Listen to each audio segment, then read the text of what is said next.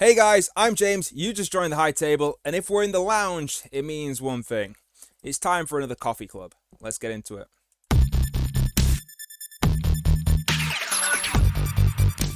Hey guys, and welcome to the lounge. Before we get into this coffee club today, can you do me a massive favor? Can you hit the like button? Can you smash the subscribe button and ring the bell for notifications? It does me a huge favor. It's free, so it costs you guys nothing, so there's nothing to lose. Just hit that button. Do me that favor. Thank you. All right, now with that out of the way, let's get into today's coffee. So today's coffee was recommended to me by a friend of mine called Eddie Geel. He's a talented photographer. He specializes in wildlife photography, mostly of birds. But I really like the work he does. So I'm going to link to his photography page down below. Make sure you go check him out. Make sure you give him some love because the guy deserves it. But he's a aficionado like me. Drinks quite a bit of coffee, and he has recommended to me this brand, Chew the Fat. Now, I'd never heard of this brand before. It appears to be an online brand. And from there, it was actually pretty cool. I went onto the website and I found that you could choose the roast that you want, the roast level that you want. So you can go light, medium, medium dark, and dark roast. Now, I like my coffee very strong. So naturally, I went for the darkest roast. That one is the Spill the Beans coffee. Now, when I went on there and had a look at the website, I found you could also choose the grind type. Now, I have my coffee mostly filtered, but you can also have it made for a cafetiere, espresso, whatever is your ideal way of drinking coffee. They can grind that coffee to your drinking style, which I think is really cool. And so, yeah, without further ado, let's get that first sip in.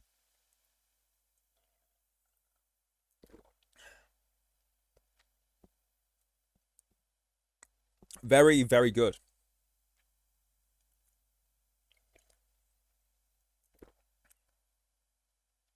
Very good. What surprises me about the coffee is that you may have noticed I went back to have a little bit of a smell. And I've got the bag here.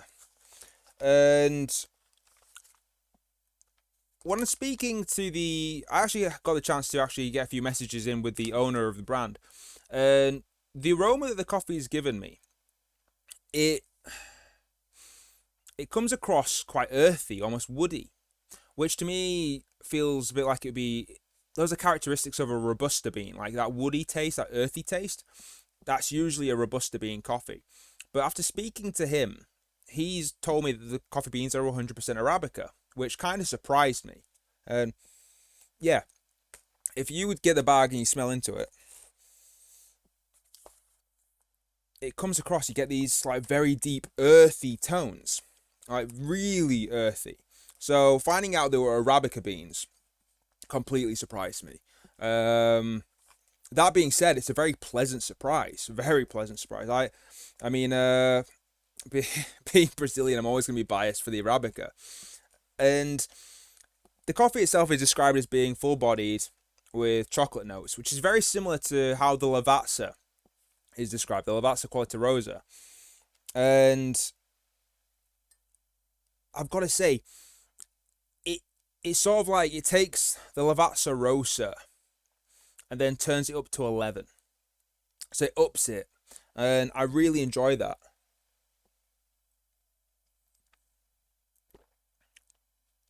And it feels more full-bodied than the Lavazza. Like, it's always funny to me whenever I talk about something being full-bodied. It's like, what does that mean? And to me, it feels like there's more to it. Like, for me, it feels like it lifts the soul. It's the only way I can describe it. Like, you drink it and you feel like there's a lot there. It doesn't feel weak. So yeah, full-bodied. But what surprises me as well is that I do get that chocolate note, but it's not like a normal sweet note. It's like a bitter dark chocolate. I don't know how else to describe it. It's like a bitter dark chocolate there. So that's what it's giving me. And if you compare it to like a normal well, I say normal, what is normal. If I was to compare it back to Lavazza, even to the Machu Picchu, they were sweeter. Like it comes across as a sweeter chocolate.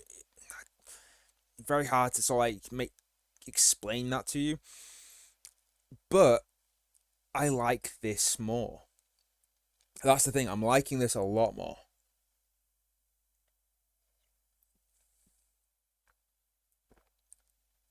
And yeah, the first sip when it first comes into your mouth, you get that earthy texture. That yes, it's really earthy at the beginning, and then towards the back end, that's when that bitterness just gets to the back of that tongue, and then you get that real dark chocolate flavor coming in. And I'm not talking like 75% dark chocolate. I'm talking like that 90% dark chocolate, like right at the top end, where you know it's going to taste a bit bitter. That's what I'm getting. Definitely like this. So with the coffees, I said the Lavazza was your everyday coffee. That's the coffee you'd have every day because you can go to the supermarket, grab it, bring it home, bang, off you go. I said the Machu Picchu was sort of the coffee you have if the people you like are coming over, that's the coffee you break out for them. People you like, people you don't like, you just give them your basic Nescafe instant coffee. This, I feel like this is a little bit above that. I think this is above like the Machu Picchu. It's a case of you bring this out if you're wanting to show off. That's what I'm getting from this. I feel like this is the coffee you make when you're wanting to show off to somebody. This is definitely for the aficionados out there. So that brings us to the score. What am I going to give this? Well, I said the Lavazza was a 7.5 because that's our base score. It was like that's my everyday coffee, and 7.5 was a nice everyday score for that. I think I said that the Machu Picchu was an 8.1 based on flavor alone, but I bumped it up to an 8.5 because of them donating 50% of their proceeds back to the farmers, and I really like that about them. I love the whole ethics behind the company. On merits of this alone, it's better than the Machu Picchu, and because of that, I'm gonna give it an 8.6. Okay, I'm gonna give it an 8.6 because it's better. Like I say, it's better than that Machu Picchu. I bumped the Machu Picchu up to an 8.5 because of the charity it does, and I want to rank this higher than the Machu Picchu. So I'm gonna give it that 8.6 because I feel like that does this coffee justice. It's a very good coffee. It's a coffee that you can buy, show off to your friends with, and enjoy.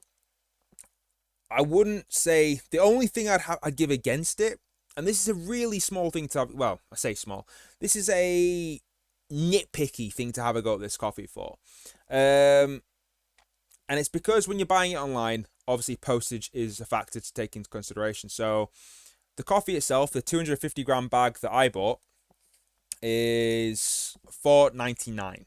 Okay, it's $4.99 plus I think just over £2 postage. So you're looking at £7 plus to have it posted to you in the UK.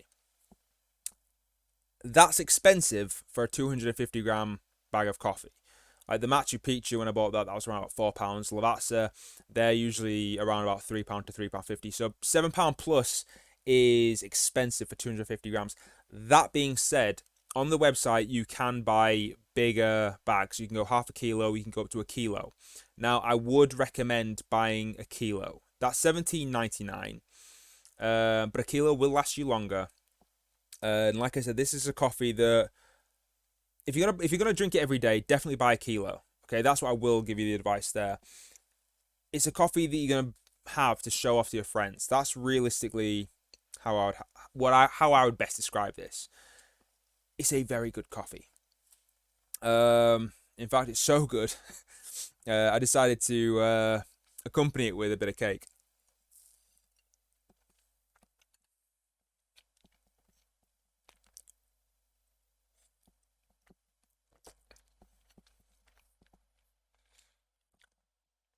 Now, the cake I've just had, is actually a family recipe, secret family recipe that we have in Brazil. We have this cake a lot with coffee. Like most Brazilians will have pão de queijo, which is a cheese bread. We'll have that. We'll drink our coffee. That's the standard. This cake is a family recipe. My mother bakes this quite regular. We're always having this with coffee. So these two are a perfect accompaniment to one another. You can tell by the smile on my face. It instantly just lifts my mood, puts me in a very good mood. Good coffee, good cake. I am in heaven.